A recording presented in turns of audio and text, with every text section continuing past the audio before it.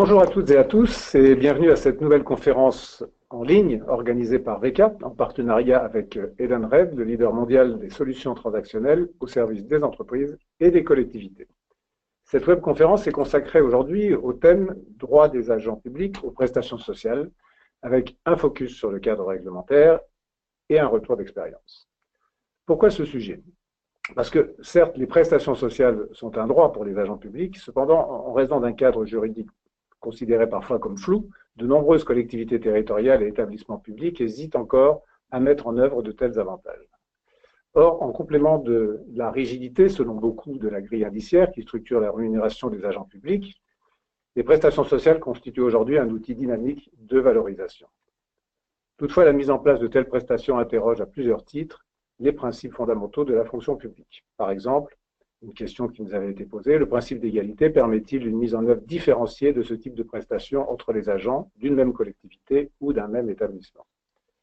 De plus, l'identification de ces avantages, comme des compléments de rémunération, suscite de nombreuses autres questions. On comprend bien que les prestations sociales prennent une place particulière dans le pouvoir d'achat des agents, et peut-être particulièrement de ceux qui sont dans les situations les plus difficiles, et sont au-delà d'un complément de rémunération un outil de management et d'attractivité.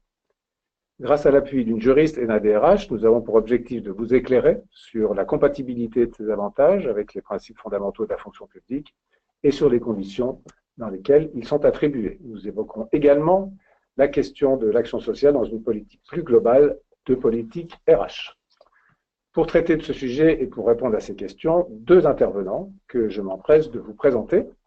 Florise Vermeister, qui est juriste de droit public, elle est responsable du service conseil statutaire au CIG de la Grande Couronne, où elle a entre autres une activité de conseil en matière de gestion RH et statutaire auprès des collectivités. Vous étiez précédemment directrice adjointe de ce service, et dans vos différentes activités, vous aviez aussi la validation et les réponses de tous les mails des juristes qui sont faits à l'extérieur et au service. Vous avez été précédemment conseiller statutaire dans le même CIG et juriste de droit public au conseil départemental de la Manche, où vous aviez en charge le conseil auprès des services du département en matière de marché public, d'aide sociale et de propriété des personnes publiques. Vous êtes diplômé d'un master, juriste de droit public et licencié en droit, et vous intervenez régulièrement pour le CNFPT et les INSET.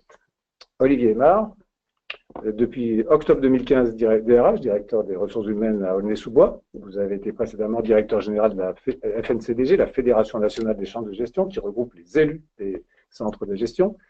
Vous avez été également directeur général des services de Fâche-Tuménil, directeur de la gestion de la carrière au Conseil général du Nord, DRH de Brive-la-Gaillarde et DGS d'Aigleton et responsable des finances et du personnel à Mouveau.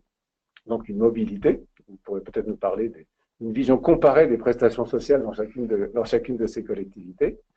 Vous êtes diplômé de la DESS de droit économique des collectivités, cycle professionnel DRH du CNFPT et cycle supérieur de management de l'INET. Voilà pour nos deux intervenants. Au cours de cette webconférence, vous pourrez vous poser vos questions via la fenêtre questions que vous pouvez voir dans l'interface GoToWebinar sur la droite de votre écran. Nos intervenants feront leur possible pour y répondre à l'issue de leur présentation ou pendant leur présentation. Restez donc bien connectés une fois la première partie terminée. Enfin, nous vous informons que cette conférence donnera lieu à un enregistrement qui sera mis en ligne et dont le lien vous sera envoyé par email dans les jours à venir. Je rappelle que cette conférence est organisée par VECA et en partenariat avec Edenred, leader mondial des solutions transactionnelles au service des entreprises et des collectivités. Florise Vermeister, je me tourne vers vous. Vous avez pour tâche de planter le décor, je dirais. Peut-être d'abord en nous donnant une première définition de l'action sociale, de son caractère obligatoire, et répondre à la question que beaucoup d'internautes se posent, que recouvre le terme de prestation sociale juridiquement et quels en sont les bénéficiaires? Bonjour à tous. Alors, pour revenir sur la définition, on va dire, légale de l'action sociale, donc, l'action sociale est définie comme une politique à vocation sociale qui est mise en œuvre par l'employeur dans le but d'améliorer les conditions de vie des agents qui l'emploient et de leur famille et de les aider à faire face à des situations difficiles. Ça, c'est la définition légale qui est fixée dans la loi de 83, droits et obligations des fonctionnaires. Il faut le savoir, depuis 2007, c'est une compétence obligatoire. On est obligé aujourd'hui d'avoir une politique d'action sociale dans sa collectivité. Cette compétence est dévolue aujourd'hui à l'organe délibérant qui donc fixera les conditions dans lesquelles l'action sociale sera mise en place dans la collectivité après avis du comité technique. Il appartient ainsi à chaque employeur public de définir sa politique d'action sociale au profit de ses agents, quelle qu'elle soit, tout en laissant une latitude quant au choix des prestations, de leur montant, de leur modalité de mise en œuvre, tout ça permettant une garantie du principe de libre administration des collectivités territoriales. Il faut savoir qu'on a quand même une restriction qui est posée par la jurisprudence, puisqu'elle soumet la passation des marchés de fourniture de services que sont les marchés conduisant à l'attribution par un prestataire de l'action sociale de la collectivité à une publicité et une mise en concurrence préalable. La liste des prestations, bien sûr, est très variée, très vaste. Elles peuvent être culturelles, sportives, ça peut être du loisir, des aides aux vacances, comme les chèques vacances, des aides à la prise en charge des frais de séjour des enfants en centre de vacances avec hébergement. Ça peut être des aides aussi liées à la restauration, on le verra avec les titres restaurants, le logement, l'enfance, notamment avec tout ce qui est lié à l'handicap, les allocations, donc aux parents d'enfants handicapés de moins de 20 ans. Le domaine est très vaste, donc on va être obligé en effet de faire un focus sur certaines d'entre elles. On va déjà commencer par repréciser un petit peu plus la notion de prestation d'action sociale, en faisant un petit peu l'historique, voilà, parce que c'est vrai qu'on n'a pas toujours eu une définition très précise de ces prestations, ce qui a pu créer quelques difficultés, notamment dans leur mise en place.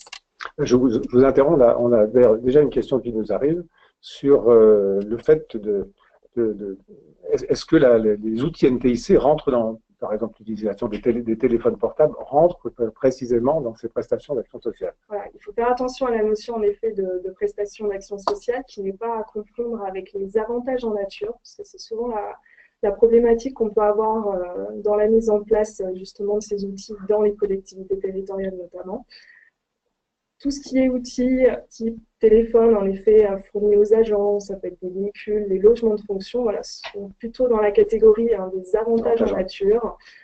Les avantages en nature, il faut faire attention, c'est considéré comme étant des compléments de rémunération et on verra cette notion de complément de rémunération est importante parce que ça va entraîner une soumission à des charges sociales et un régime fiscal différent et surtout c'est soumis à un principe de parité vis-à-vis de la fonction publique d'État. C'est-à-dire qu'on a moins de liberté dans la mise en place et on ne peut pas accorder à ce moment-là des droits plus importants que ceux dont peuvent bénéficier les fonctionnaires d'État. L'action sociale a pu avoir ce caractère de complément de rémunération, elle a d'ailleurs eu longtemps, parce que la définition jurisprudentielle la définissait, en tout cas les définissait comme un complément de salaire ou de traitement, donc soumis au principe de parité. Il faut savoir que pour la fonction publique d'État, toutes les prestations liées à l'action sociale sont fixées dans une circulaire de 98. On n'a pas de marge de manœuvre par rapport à ça, les fonctionnaires d'État ont quelque chose qui est très encadré. On était donc tenu à ce moment-là, de se référer à cette circulaire. On était donc restreint sur un nombre de prestations données et dans des conditions et des montants qui étaient fixés par cette circulaire. Depuis 2001, les choses ont changé. On a eu donc une définition aujourd'hui beaucoup plus précise de l'action sociale. Et donc aujourd'hui, elles sont considérées comme étant des éléments distincts de la rémunération. Elles peuvent donc être attribuées indépendamment du grade, de l'emploi et de la manière de servir. Ce qui fait que par là même, n'étant plus considérés comme étant des compléments de rémunération, on n'est plus soumis non plus au principe de parité avec la fonction publique d'État. Il y a donc vraiment une très grande liberté aujourd'hui dans la mise en place des prestations d'action sociale. Concernant les bénéficiaires, alors potentiellement, tous les agents d'une collectivité sont susceptibles de pouvoir bénéficier des prestations d'action sociale. Comme le principe de libre administration s'applique, les collectivités peuvent bien sûr fixer par délibération les conditions dans lesquelles, et notamment les bénéficiaires de ces prestations d'action sociale. Donc, ça peut être les fonctionnaires titulaires, stagiaires, qui travaillent à temps partiel, à temps non complet, les agents contractuels de droit public, de droit privé. La liste devra être clairement fixée finalement dans la délibération. Dans tous les cas, ce qu'il faut retenir dans les conditions, en tout cas d'octroi des prestations d'action sociale, c'est qu'un agent ne pourra bénéficier de l'action sociale que s'il le demande. On ne peut pas imposer aujourd'hui à un agent, par exemple, des titres restaurants s'il ne souhaite pas en bénéficier. On a aussi certaines catégories d'agents pour lesquels on peut avoir des doutes quant à l'octroi, donc des prestations éventuellement d'action sociale. On va juste faire un petit focus sur deux situations particulières que sont le télétravail et les travailleurs de nuit. Il faut savoir tout d'abord concernant les télétravailleurs, l'URSSAF les considère comme étant des agents à part entière. Ils doivent donc bénéficier à ce titre des mêmes avantages que ce soit en termes de rémunération, de politique d'évaluation, par exemple avec des droits à un entretien professionnel, de formation professionnelle, mais aussi concernant les avantages sociaux. La problématique qu'on a surtout auquel on fait face aujourd'hui concernant le télétravail, c'est concernant l'attribution notamment des titres restaurants. C'est vrai qu'on peut se poser la question, pour un télétravailleur amené à travailler notamment à son domicile, pourquoi est-ce qu'il aurait besoin à ce moment-là d'un titre restaurant? Alors, il faut savoir que la position est aujourd'hui très claire pour l'URSSAF. Les télétravailleurs, qu'ils soient nomades, en bureau satellite ou à domicile, en bénéficient sous réserve de remplir les mêmes conditions que les agents qui travaillent dans les collectivités, à savoir avoir une journée de travail qui soit organisée et 2 périodes entrecoupées d'une pause réservée à la prise d'un repas. Concernant les travailleurs de nuit, alors forcément, on peut se retrouver avec cette difficulté de ne pas avoir cette journée de travail justement entrecoupée d'une pause qui serait réservée au repas, ce qui forcément les empêche à un moment donné de pouvoir bénéficier de ce type de prestations. Si leur cycle de travail est défini de telle sorte qu'ils sont mis en capacité de pouvoir prendre le repas, notamment avant le début de leur journée de travail, ils ne pourront pas bénéficier, en effet, à ce moment-là, des titres restaurants. Alors, je vais vous interrompre parce que tout ce que vous avez dit suscite un certain nombre de questions que je vais me permettre de vous poser. Une première très rapide, savoir si la fonction publique hospitalière est concernée. La fonction publique hospitalière est en effet concernée aussi par la mise en place de l'action sociale, puisque la définition qui a été donnée au tout début de l'intervention est une disposition légale qui concerne les trois fonctions publiques. Toutes les fonctions publiques, d'accord. Une autre question concerne le supplément familial de traitement. Est-ce qu'il fait partie des prestations d'action sociale? Alors, concernant en effet le SFT, c'est un élément différent. Ça, c'est un élément obligatoire de la rémunération. Donc, en fait, là, on est sur pour le coup, sur cette notion de rémunération que l'on n'a pas avec l'action sociale. C'est un élément obligatoire dont bénéficiera automatiquement l'agent s'il remplit les conditions, c'est-à-dire d'avoir au moins un enfant. Donc, on est sur un autre champ que l'action sociale. Une troisième, puisqu'il y a eu des questions affluent, concerne une cotisation CNAS. Est-ce qu'elle permet de mettre en place des titres restaurants? La réponse est non. Alors, c'est sûr, concernant la mise en place en tant que telle des prestations d'action sociale, je pense qu'on en reparlera aussi sur la deuxième partie de l'intervention. C'est sûr que ça peut se faire soit directement par l'employeur, soit en effet passer par un organisme éventuellement extérieur. Donc après, il appartient de définir aussi quel type de prestation on pourra accéder par ce biais-là. Donc pourquoi pas, tout dépend des modalités de mise en place qu'on aura décidé au moment de l'institution, je dirais, de sa politique d'action sociale dans sa collectivité, par exemple. Et puis une dernière question, est-ce que les personnes qui sont à la retraite sont concernées? Alors en effet, les personnes à la retraite peuvent éventuellement être bénéficiaires des prestations d'action sociale, à condition toujours de l'avoir prévu initialement, à condition aussi toujours pour eux de continuer à participer toujours à la dépense. Et on prendra toujours en compte aussi la situation familiale de cet agent-là. On l'applique finalement dans les mêmes conditions que pour les fonctionnaires qui sont toujours en activité notamment. Alors avant de continuer votre exposé, nous allons vous proposer de répondre, alors je m'adresse aux internautes, de répondre à une question qui est une question sondage, à laquelle vous répondrez par oui ou par non. Et puis, nous analyserons vos réponses. La question est, disposez-vous de tickets restaurants de la part de votre employeur? Alors, on peut présupposer la réponse. Nous verrons si nous avons des surprises. Et je vous soumettrai à tous les deux, d'ailleurs, le résultat des réponses. Mais je vous laisse la parole pour continuer sur la partie beaucoup plus champ d'application des prestations concernées. C'est sûr, les prestations sont très importantes. On ne peut pas aujourd'hui faire une présentation approfondie de chacune de ces prestations. Donc, on a fait le choix à ce moment-là de faire un petit focus sur certaines d'entre elles, notamment en effet sur les tickets restaurants. Donc, juste pour rappeler un tout petit peu le cadre, Le titre restaurant, donc c'est un titre spécial de paiement qui est remis par l'employeur au salarié, donc pour lui permettre d'acquitter tout ou partie du prix du repas consommé au restaurant ou acheté chez un détaillant en fruits et légumes. Ça, c'est la disposition, c'est la définition légale donnée par le Code du travail. Il faut savoir que depuis le 2 avril 2014, ils peuvent être émis en papier ou dématérialisés. Normalement, que ce soit dans un cas papier ou dématérialisé, on est à une limitation à un montant maximum de 19 € par jour. Donc, on sait qu'en pratique, surtout avec l'utilisation des titres restaurants en papier, ça n'est pas toujours respecté, parce que des restaurants, notamment, peuvent parfaitement accepter plus de 2 titres, voire dépasser les 19 € de participation. Ce qu'il faut surtout retenir, c'est que ces titres restaurants seront donc financés conjointement par l'employeur qui prend à sa charge une partie de la valeur du titre qu'il distribue et par les agents qui prennent à leur charge l'autre partie du prix du titre.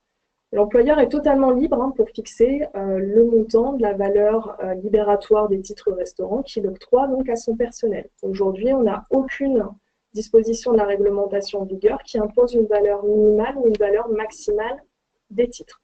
Toutefois, la valeur est très souvent influencée indirectement par les limites légales imposées à la contribution financière des employeurs et au seuil de soumission à l'impôt sur le revenu.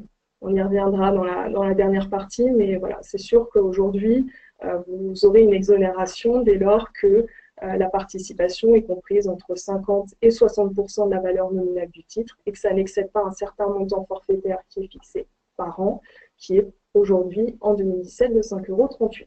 Alors, puisqu'on est dans les pourcentages, je vous interromps pour vous donner les résultats de notre petit sondage. La question a été: disposez-vous de tickets restaurant de la part de votre employeur? Non, près de 60%, 58% et oui, 43%. Bon, ça ne fait pas 100%, mais c'est pas grave. C'est sûr, ça peut justifier par le fait que vous avez, probablement, il y a un système de restauration qui est proposé directement par l'employeur.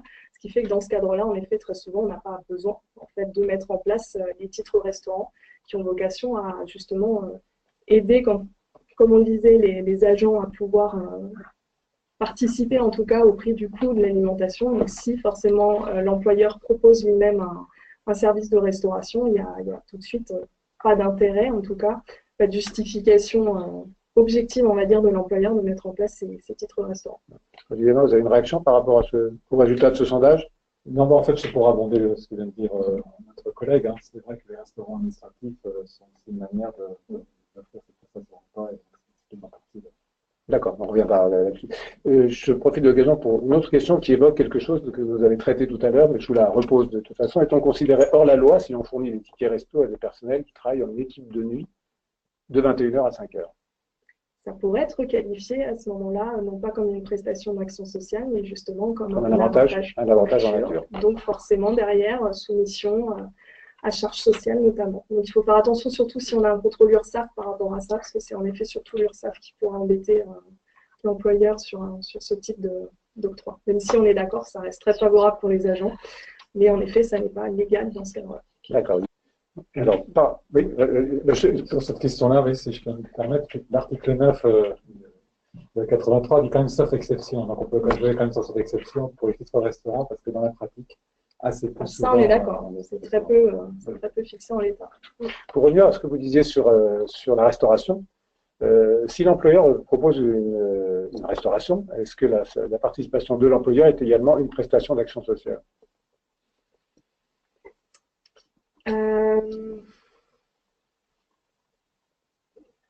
Pour le coup, ça pourrait éventuellement se définir comme ça, mais c'est sûr, dans la liste même, il y a une telle liberté par rapport à la possibilité d'accès. Il faudrait juste s'assurer, je dirais, au préalable, quand on veut mettre en place ce type de participation, qu'on n'excède pas des seuils au niveau de l'URSSAF qui pourraient poser justement problème en termes de redressement. Ouais. Sur le principe, c'est envisageable, mais il faut faire attention en effet à la part, en tout cas, de la participation. Pour confirmer, il y a une jurisprudence assez célèbre des départements des Deux-Sèvres sur cette question du restaurant administratif, où effectivement l'avantage pour l'agent, c'est-à-dire son reste à charge au repas, ne doit pas être supérieur à cet fameux plafond pour ne pas être considéré comme un complément d'administration. Bien, ben, merci pour ces réponses précises. Je vous laisse continuer votre exposé. Alors, après le petit focus sur les titres restaurants, on va évoquer les bons d'achat, chèques cadeaux ou cartes cadeaux. Alors là, c'est pareil, il y a des conditions assez strictes concernant l'octroi. En gros, il y a 3 grandes conditions à remplir dans ce cadre-là. Tout d'abord, il faut savoir que l'employeur ou le prestataire qui l'aura choisi peut attribuer donc à ses agents des chèques cadeaux et des bons d'achat. Alors déjà pour des événements très particuliers. Ces événements, ça peut être des mariages, Pâques, naissances, adoptions, le Noël des agents et des enfants jusqu'à 16 ans révolus dans l'année civile, des départs à la retraite, pour la fête des mères, la fête des pères, la Sainte-Catherine, la Saint-Nicolas. Et enfin, pour les rentrées scolaires, pour les enfants âgés de moins de 26 ans dans l'année d'attribution du bon d'achat. Bien sûr, dans ce cadre-là, il faudra apporter un justificatif de suivi de la scolarité. Au-delà de ça, deuxième condition pour les bons d'achat, il faut que l'utilisation soit déterminée. C'est-à-dire que le bon d'achat doit être en lien avec l'événement. Le bon doit ainsi mentionner soit la nature du bien, soit un ou plusieurs rayons d'un grand magasin ou le nom d'un ou plusieurs magasins. Il ne peut pas être échangé contre du carburant ou des produits alimentaires, à l'exception des produits alimentaires dits de luxe, dont le caractère festif est avéré. Forcément, là, à l'approche de Noël, on pourra éventuellement s'en servir dans ce cadre-là. Si le bon, par exemple, est attribué au titre du Noël des enfants, il doit permettre l'accès à des biens qui sont en rapport avec cet événement. Ça peut être des vêtements, des jouets, des livres, des disques, mais voilà, il faut que ça soit circonscrit. Idem pour les titres qui sont accordés pour la rentrée scolaire, ça doit être aussi limité à des biens donc en rapport avec cet événement. Fourniture scolaire, des livres, vêtements, micro-informatique.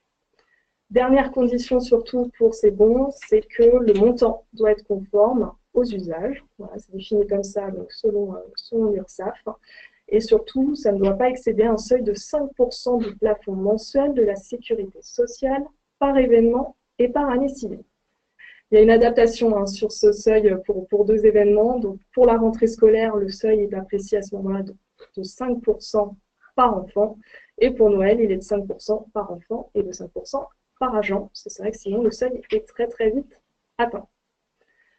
Pour que ces octrois de chèques cadeaux restent en tout cas dans une garantie et conservent, je dirais, leur garantie de vocation sociale, il faut éviter, bien sûr, d'avoir un dispositif de remise systématique et d'un montant uniforme des chèques cadeaux à tous les agents, parce qu'à ce moment-là, ça apparaîtrait donc discutable au regard de la qualification de prestation d'action sociale.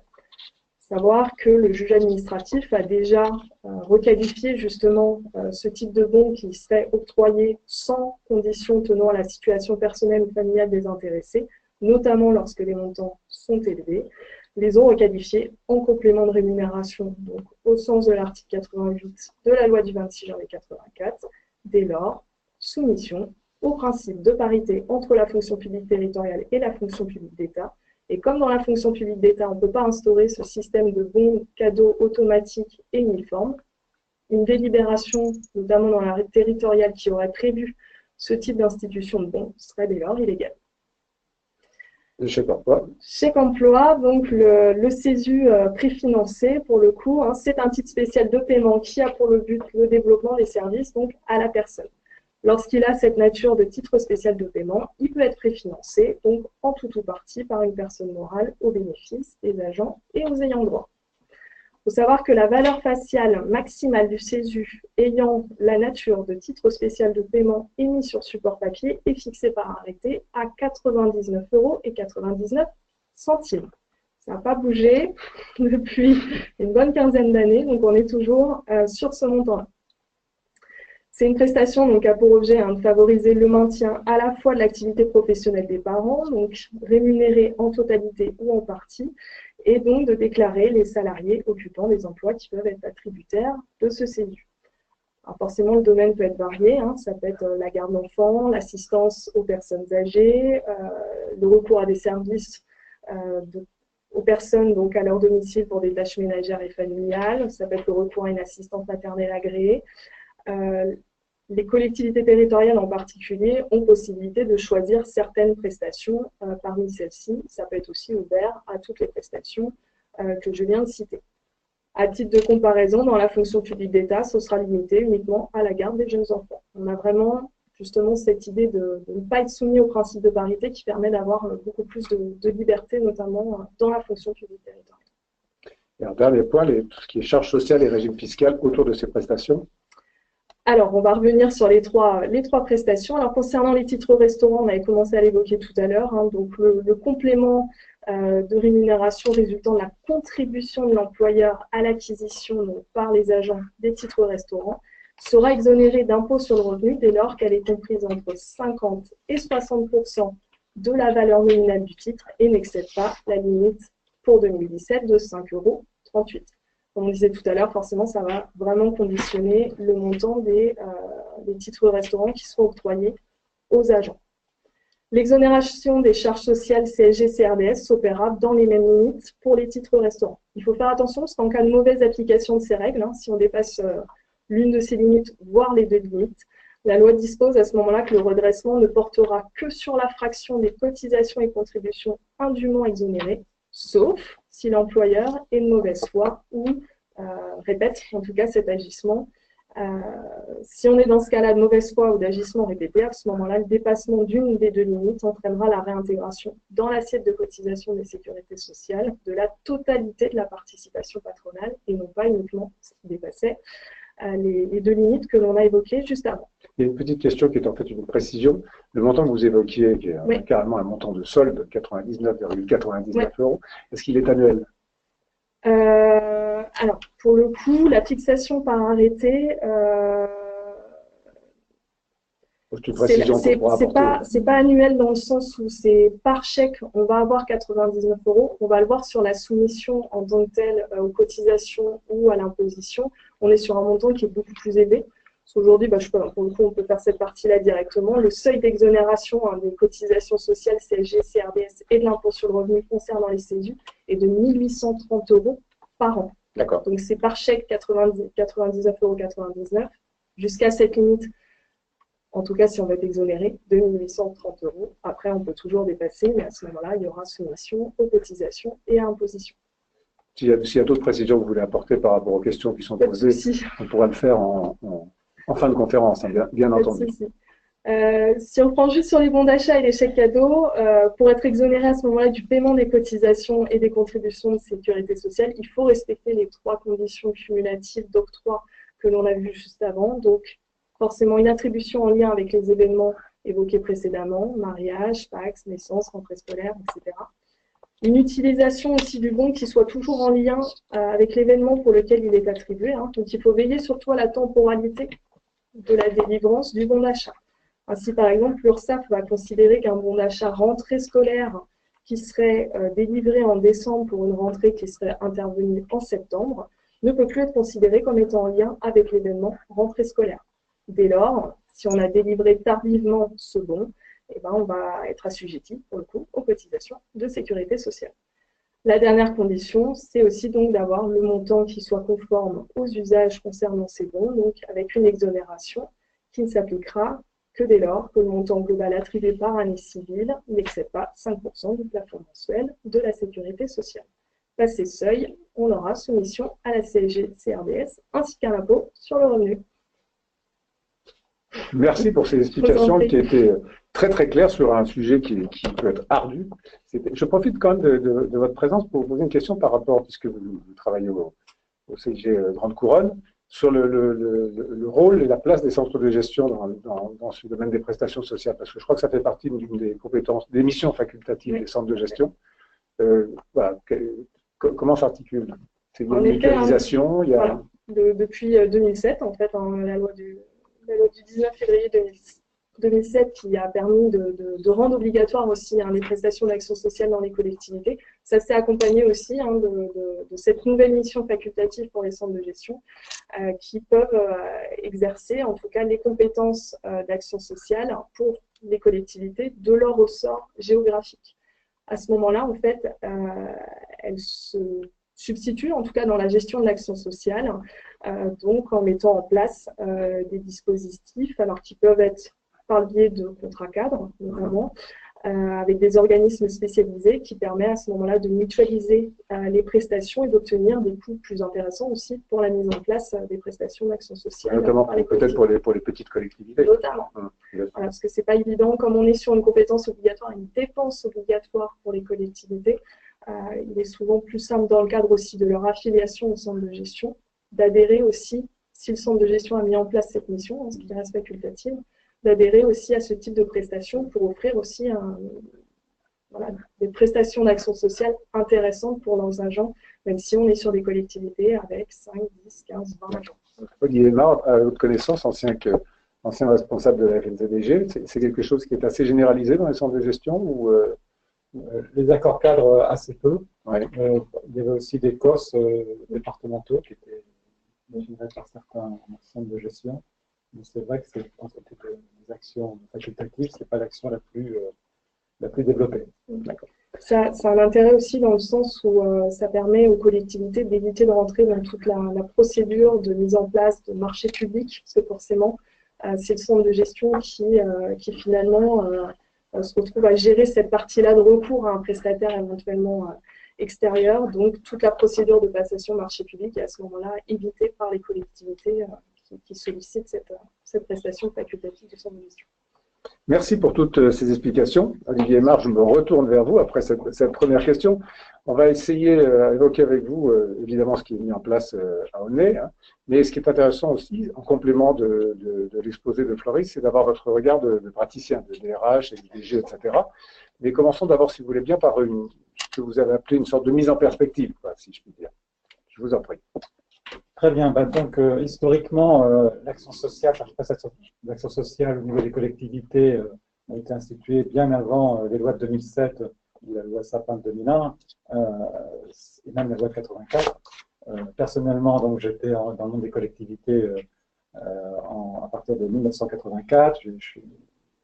J'ai eu l'occasion de travailler dans une collectivité. Il y a toujours eu une action sociale de base qui se retrouve à travers une diversité de prestations.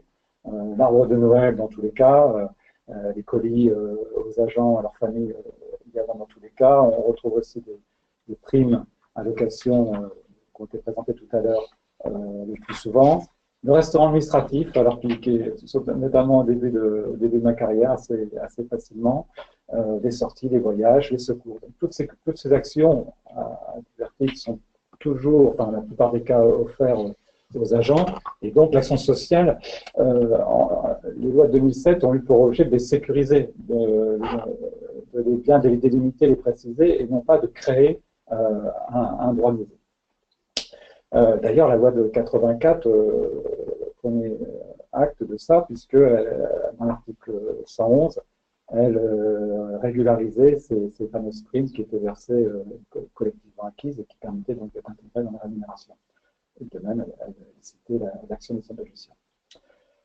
En complément de ces actions directement versées par les collectivités ou par l'intermédiaire le plus souvent d'une association qu'on appelle COS ou amicale ou association de 1901, il y avait aussi une liste de prestations qui étaient versées par l'État à ses agents dans un barème interministériel, donc pour la restauration, donc une aide à la restauration, une aide à la famille, des subventions pour les séjours des enfants et aussi pour les parents d'enfants en situation de handicap, un certain nombre d'allocations pouvaient être versées. Donc les collectivités pouvaient, principe de libre administration, acter ce barème et l'intégrer dans leur prestation et les verser directement, c'était assez souvent le cas. Donc si je peux faire un retour personnel, dans la plupart des collectivités, il y avait quand même un socle minimum autour des éléments que j'ai cités. Ce qui a eu comme tendance d'évolution, c'est le ticket restaurant qui, dans les années 90-2000, s'est développé au niveau, puisqu'il y a eu une demande pour ce produit aussi qui correspondait bien à l'attente des agents. Pour sa simplicité de mise en œuvre. Voilà, tout à fait, parce que quand on dit restaurant administratif, bon, c'est vrai qu'une collectivité où il y a plusieurs lieux de travail, on a des agents dans toutes les écoles, on a des agents dans toutes les crèches, des agents dans tous les équipements. Donc c'est vrai que le restaurant administratif, selon la taille de la commune, n'est pas toujours très pratique pour le temps de déplacement. Alors je ne parle pas évidemment, j'ai eu l'occasion de travailler au département, évidemment, on ne peut pas faire un restaurant administratif par site. Donc c'est vrai que en complément de ces restaurants ou en remplacement, le ticket, enfin le titre restaurant, restez neutre, a été, mais il n'y a pas forcément besoin d'être neutre, a été mis en place et s'est développé. Sa simplicité, effectivement, mais aussi les avantages qu'a cité notre collègue sur le côté social et fiscal. Mais je voudrais quand même bien dire que la prestation elle-même, l'action sociale, ce n'est pas la valeur faciale. Et je donne l'exemple là sur le slide. Un employeur qui participerait à 60% sur un chèque de 6 € de valeur faciale accorde une prestation plus importante qu'un employeur qui va verser 50% sur une valeur faciale de 7 €. Donc il faut bien avoir conscience de ça, c'est que la prestation sociale, c'est uniquement la participation de l'employeur qui est plafonnée à 5,38 €. Donc ça ne sert à rien d'avoir un titre à 12 €, puisque la participation de l'employeur ne pourra pas monter à 50% de ce titre, puisque ça fait 6 €. Mais voilà, donc ça, il faut bien avoir conscience quand on veut comparer. Ce n'est pas la valeur faciale qu'il faut comparer, mais c'est bien la participation de l'employeur, le reste étant bien sûr directement versé par l'agent en déduction de sa rémunération. Et puis l'évolution au niveau de ces titres et de ces prestataires, ces partenaires, a été une diversification à travers notamment les chèques cadeaux ou les chèques lecture, culture. Et là, on revient un peu dans l'idée de l'action sociale, de l'ouverture par rapport aux agents, donc à des activités culturelles, sportives, qui relèvent clairement de l'action sociale et non pas du simple pouvoir d'achat. Vous vouliez revenir sur un rapport du Conseil sup qui date d'il y a à peu près 3 ans, je crois. Tout à fait, très important. Vous posiez d'ailleurs la question tout à l'heure sur l'action des centres de gestion. La fédération avait apporté sa contribution à ce rapport du Conseil sup qui faisait apparaître qu'effectivement, l'action sociale de la fonction publique territoriale, je le dis pour nos amis hospitaliers. Oui, Conseil sup, CSHPT. Avec le constat que je présentais tout à l'heure d'une action sociale généralisée mais très disparate, parce qu'à partir du moment où on n'applique ou pas certaines prestations et où surtout on y met les moyens, il n'y a pas d'obligation. Hein. Donc le principe, enfin, la question, le sujet, c'est pas tellement est-ce que l'action est obligatoire, parce qu'elle fait partie des dépenses obligatoires dans le Code général, mais au même titre que le remboursement des emprunts. Et pourtant, si la collectivité ne fait pas d'emprunt, elle ne va pas rembourser l'emprunt. Donc si la collectivité ne décide pas de faire d'action sociale, elle ne mettra pas de dépenses d'action sociale. Donc c'est vraiment un principe de responsabilité sociale de l'employeur plus qu'un principe d'obligation. Ça, je voulais quand même insister là-dessus. Ce que constatait également le Conseil sup, c'était le fait qu'il n'y avait pas de référentiel. Alors, on va toujours utiliser le barème interministériel qui a été cité plusieurs fois ce matin, mais c'est vrai qu'on pourrait imaginer un socle, un minimum de prestations, ce qui n'est pas le cas aujourd'hui. Donc il peut y avoir, dans le pire des cas, 0, et certainement si là on trouvera une collectivité qui serait quasiment 0. Mais donc il n'y a pas de socle minimum. Ce que regrettait la commission qui a travaillé sur ce rapport, c'est que les agents étaient relativement peu informés, notamment quand ils sont dans des collectivités plus petites et du coup ils pourraient bénéficier de l'action à travers notamment le centre de gestion. Il n'y a pas toujours une information qui circule, ou même au sein même des collectivités. Et puis, il faut quand même, on ne l'a pas encore évoqué ce matin, cette action sociale, les prestations qu'on a citées, elles viennent quand même en complémentarité avec la protection sociale complémentaire, hein, qui est d'ailleurs dans le même article 82 de la loi de 84 et qui est donc bien rattaché à ce principe d'action sociale. Très bien, c'est très clair. Alors penchons-nous un petit peu sur Aulnay sous bois, donc la collectivité. 2300 agents. J'ai la chance et l'honneur de pouvoir faire la mission de DRH. C'est important l'action sociale à Aulnay, comme beaucoup de collectivités. Il y a une subvention importante à l'association du personnel. Alors c'est important ce côté association parce que c'est plus qu'un catalogue de prestations, c'est un travail en commun, c'est du lien. D'ailleurs, le nom de l'association, c'est Association d'entraide du personnel communal. Je trouve ça assez chouette, ce terme d'entraide. C'est un COS? Oui, en fait, le COS n'a pas de statut particulier, c'est l'association des observants, on peut donner le nom qu'on veut, mais ça revient à une sorte de comité social. D'ailleurs, on a une question sur un COS que je vous poserai tout à l'heure à tous les deux. Donc, subvention pour toutes les prestations qui sont offertes. Hein. Donc, c'est vrai qu'il y a des séjours qui sont organisés, il y a des aides qui sont données aux familles pour les séjours d'enfants, en complément aussi pour les parents d'enfants handicapés. Il y a des sorties familiales, il y a ce qui crée des liens, et surtout des activités qui sont directement organisées, comme une chorale, une activité culturelle, comme des activités sportives. Il y a 15 jours, on a 6 agents qui sont partis un week-end participer au marathon de La Rochelle. Voilà des choses, des actions qui sont au plus qu'un simple prestation ou simplement un bénévolat pour d'achat. Alors, cette association ne fonctionne pas toute seule, elle fonctionne avec une mise à disposition de personnel, et donc ça, on a quand même 5 personnes qui sont mises à disposition. Il y a des prestations donc individuelles, on a repris le barème interministériel, qui est un complément. La participation sur les titres restaurants, donc c'est vrai qu'on a des petits restaurants à Aulnay-sous-Bois, et c'est très apprécié. Beaucoup d'agents, la plupart, la grande majorité, souscrivent. Et c'est l'action, en termes de budget, c'est l'action principale. Et puis, un service supplémentaire qui est offert aux agents de la ville, c'est 2 assistantes sociales, qui sont donc consacrent leur temps à l'accompagnement social de nos agents.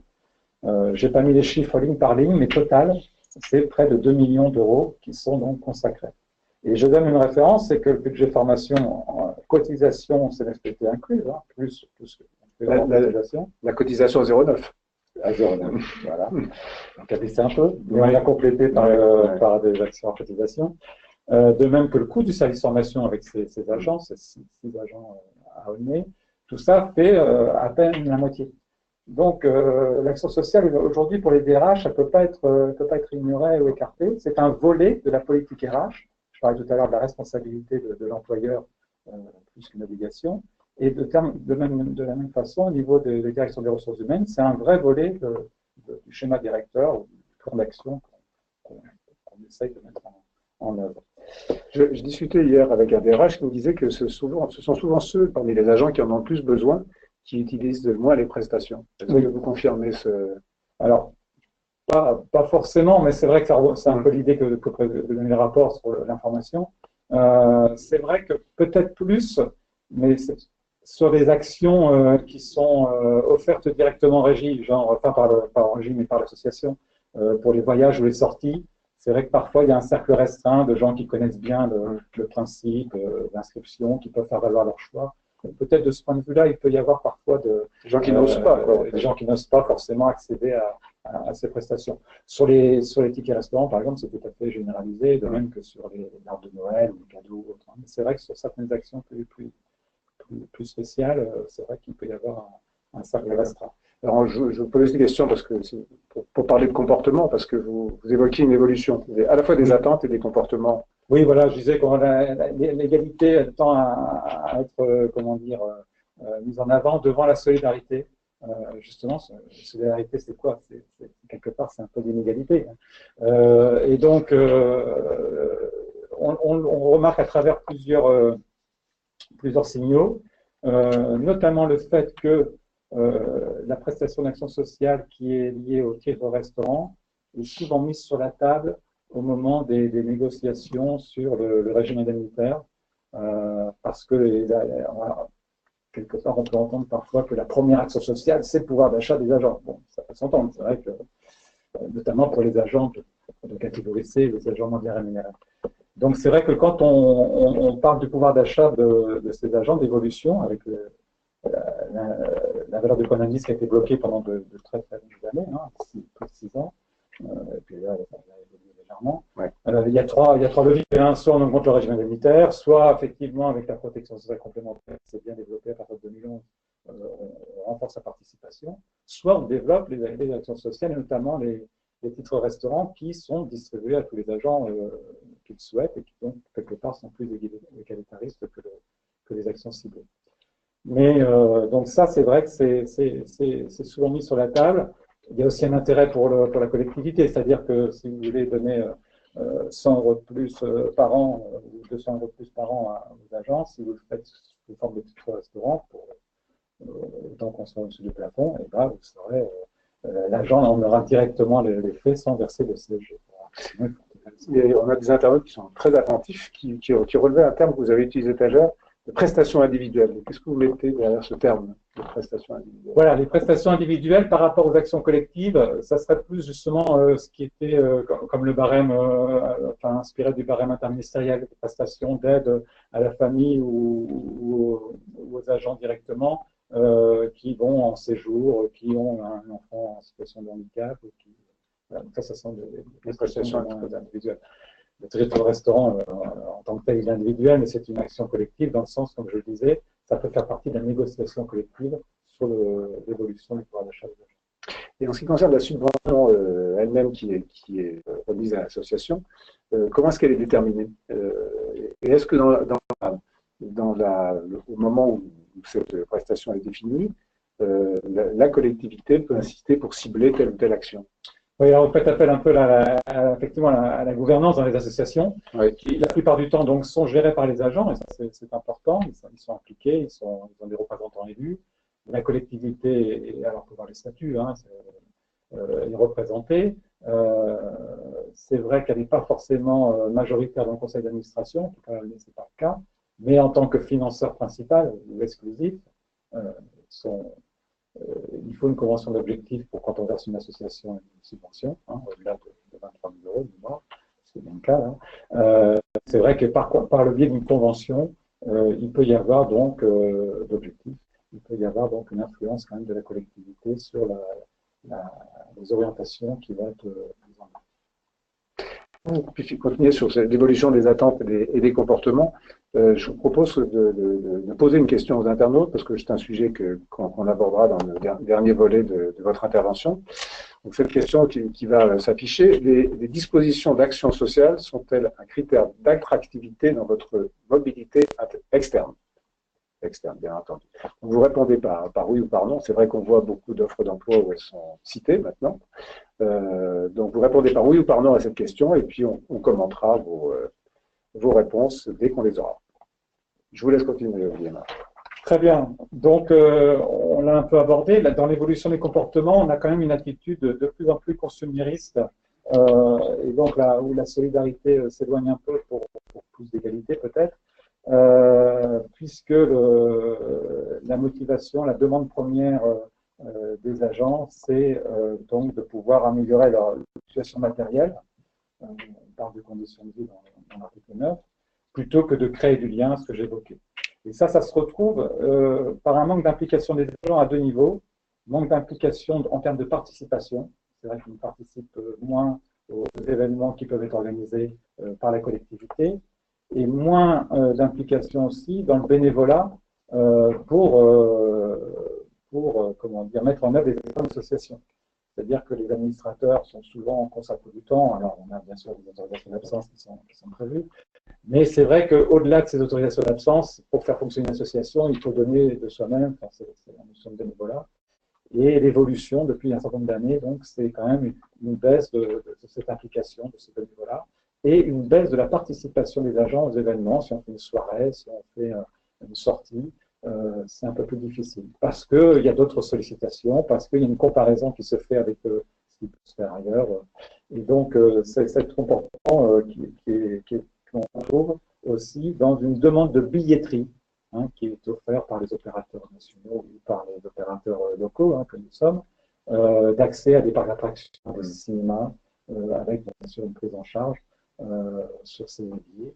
Et ça, par contre, la demande de billetterie ne baisse pas. Donc on voit bien, c'est vraiment un changement de comportement où parfois il y a une nostalgie par rapport à cet esprit des communaux qu'on retrouvait notamment dans les associations, les activités sportives et culturelles, pour avoir plus de... Ce que je dis, en fait, c'est qu'il y a une attente de prestations plus individuelle que collective. Plus individuelles que collective. Ouais, tout à fait. D'accord. Je vais vous permettre de vous donner les réponses à notre sondage. Donc, je rappelle la question, les dispositions d'action sociale sont-elles un critère d'attractivité dans votre mobilité? Oui, 54%, non, 46%. Ah ben écoutez, ouais, c'est plutôt, ça confirme effectivement ce que tu fais bien un volet en tel de la politique RH, et que c'est bien perçu. On peut supposer que dans ceux qui répondent non, ce sont des personnes qui ne sont pas dans des situations ou des réflexions de mobilité externe. Hein. Voilà. On peut aussi faire. Une autre question, si je me permets de vous poser, puisque nous sommes là en direct, hein, les titres restaurants sont-ils octroyés aux agents en position d'arrêt maladie ou en congé payé? Question que je vous pose à tous les. Alors, effectivement, ça n'a peut-être pas été dit totalement, mais c'est vrai que c'est un ticket restaurant par jour travaillé. Les congés annuels, bien sûr, ne sont pas pris en compte, et de même que les arrêts maladie. On est d'accord là-dessus. Je pense qu'il y a d'autres types de prestations d'action sociale qui peuvent éventuellement être octroyées lorsque les agents sont en congé annuel ou en maladie, mais en effet, sur les titres restaurants, la position est claire dans les textes. Il faut travailler sur la journée en question. Et d'ailleurs, ça fait un peu le lien avec le point que je voulais mettre en avant dans le slide suivant. À travers la résistance au passage à la carte, qui traduit bien cette notion que c'est bien perçu comme un avantage, à la limite, il doit passer tous les jours de l'année, puisque c'est le pouvoir d'achat, c'est comme le régime indemnitaire. Et non, si on revient à l'objet premier, c'est bien la compensation pour un repas qui doit être pris par l'agent. Et cette résistance à la dématérialisation, ce qui est dommage, hein, parce que il y a un coût de gestion de distribution des tickets restaurants, alors à l'échelle de la ville de Mai par exemple, qui est quand même très, très compliqué. C'est-à-dire qu'il faut envoyer les carnets à tous les agents, qu'ils soient sur la commune, avec des risques de perte. Et c'est vrai que de ce point de vue-là, la carte est très pratique. Donc c'est une économie financière par rapport au coût de gestion, en temps humain et en procédure. C'est aussi plus pratique pour les agents parce que s'ils perdent leur ticket restaurant, il suffit simplement de faire l'opposition, on récupère ses chèques. C'est pratique pour les commerçants. Un commerçant qui accepte le restaurant, il va percevoir sur son compte bancaire 15 jours à 3 semaines. Tant que ça ne se passe pas une compensation.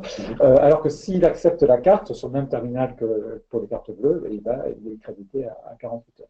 Donc c'est triplement avantageux et pourtant on a des résistances. Et je vous dis, ces résistances, elles sont liées à des comportements consuméristes, puisque ce qui est mis en avant, c'est le fait qu'on ne peut plus distribuer à ses proches les titres restaurants, mais ce n'est pas fait pour ça au départ. Et puis aussi qu'on ne peut pas les utiliser le dimanche, qui n'est pas un jour travaillé, ou qu'on ne peut pas les utiliser en masse. Hein. On parlait du seuil de 19 € par jour, effectivement, avec la carte, tout ça est contrôlé.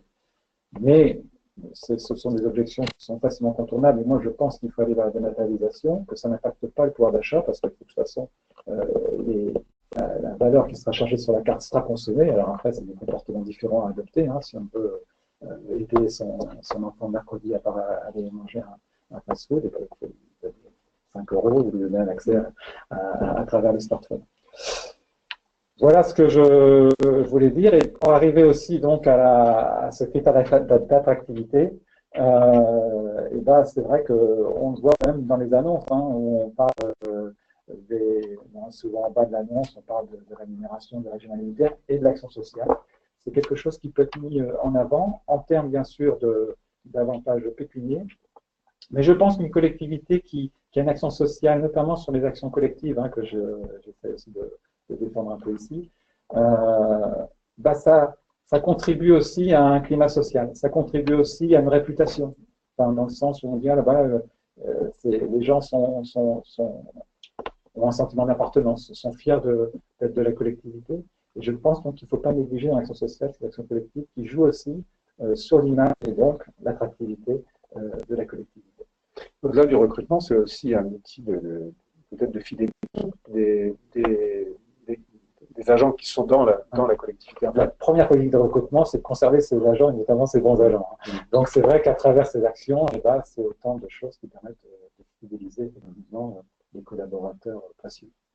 Est-ce que dans cette question de management, je dirais, de fidélisation, de recrutement, quand les centres de gestion sont questionnés, est-ce que cet élément vient dans la demande? Pas toujours, parce que c'est vrai que ça vient surtout d'un manque de connaissances aussi hein, par rapport à ces prestations d'action sociale.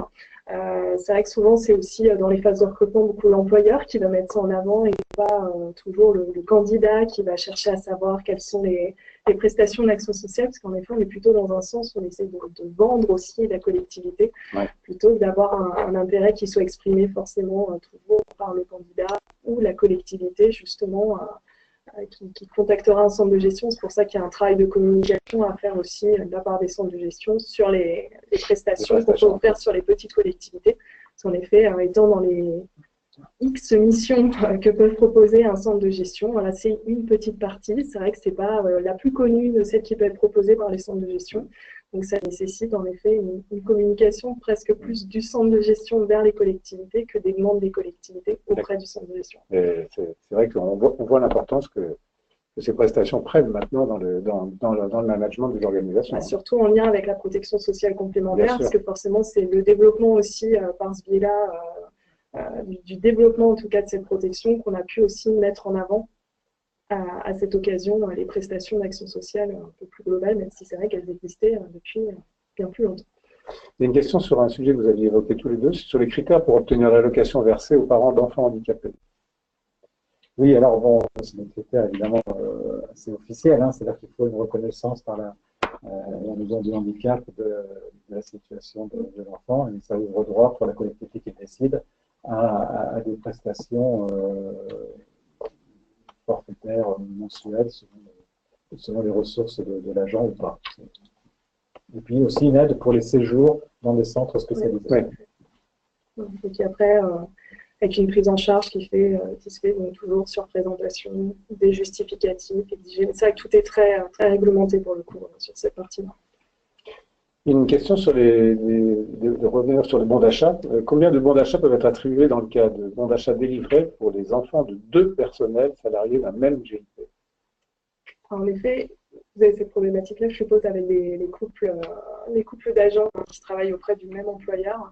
C'est vrai que là, on est obligé, notamment sur la prestation par rapport à la situation familiale et au niveau des revenus, de faire un certain cumul aussi par rapport aux ressources de la famille pour pouvoir déterminer derrière le nombre, justement, de bons qu'on va pouvoir octroyer, parce que là, il peut être compliqué dans certains cas d'individualiser l'appréciation par agent.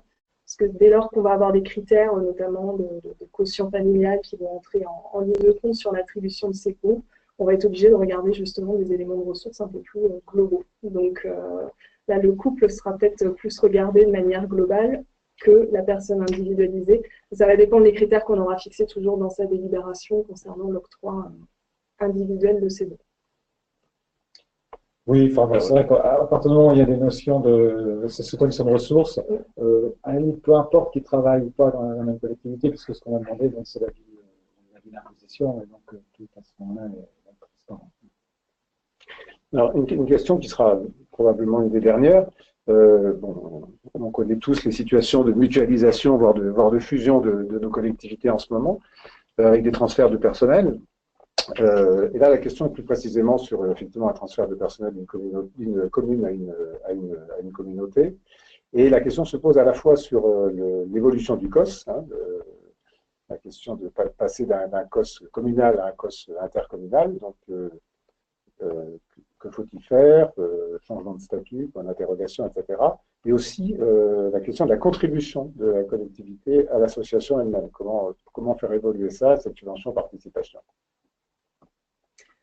C'est vrai que formellement, lorsqu'on a un transfert, une fusion, une création, surtout d'une nouvelle structure, aujourd'hui, le Code général des collectivités territoriales ne garantit pas un maintien des prestations d'action sociale pour les agents transférés. Il impose juste une obligation de faire une négociation, je dirais, sur la mise en place de l'action sociale auprès du nouvel établissement de coopération intercommunale. C'est vrai qu'aussi, par le biais d'une création, d'une fusion, on a une substitution du nouvel établissement dans les délibérations qui ont déjà été prises par les entités précédentes. Donc la question de l'action sociale, en effet, va se reposer en tout cas à ce moment-là, parce que forcément, les marchés n'ont pas été pris avec les mêmes personnes morales. Donc, passer de la commune à l'EPCI, l'EPCI peut faire le choix de retenir en tout cas ce type de prestation ou de vouloir aussi une évolution ou un recours à un prestataire différent ou alors le gérer aussi en interne. Voilà, il y a vraiment des possibilités par rapport à ça qui sont réouvertes finalement par ces questions de transfert et de création éventuellement de oui, c'est l'occasion de revisiter les prestations sociales. Donc en fait, voilà, c'est pour ça qu'on a uniquement non pas un maintien des prestations, mais une obligation de renégociation, de remettre à plat. Parce que forcément aussi le nombre d'agents n'est plus forcément du tout le même, notamment sur les grosses fusions de de communautés, donc forcément on n'a pas les mêmes enjeux et les mêmes attentes non plus en termes d'action sociale. Donc on réengage.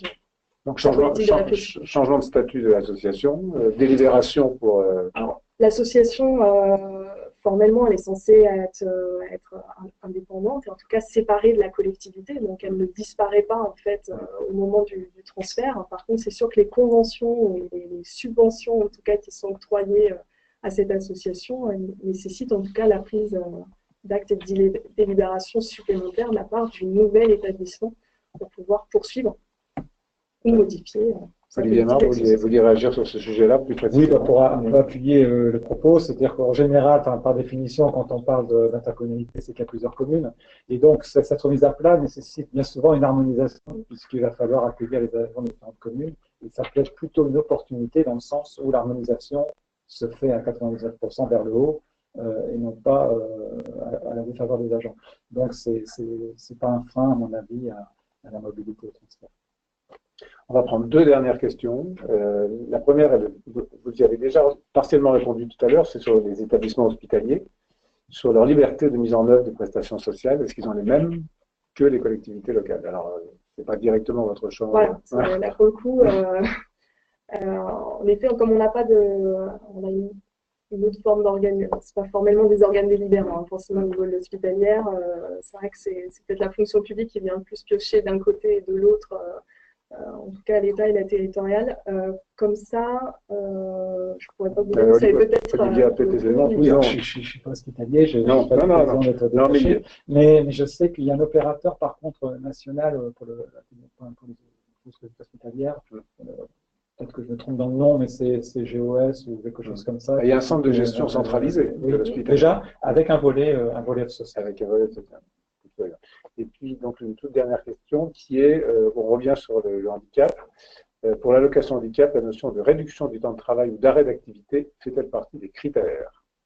C'est-à-dire si les agents éventuellement sont à temps partiel. Voilà, je pense que c'est ce qu'il y a derrière la question. Alors en soi, là comme on est sur une allocation qui est liée à l'enfant en tant que tel,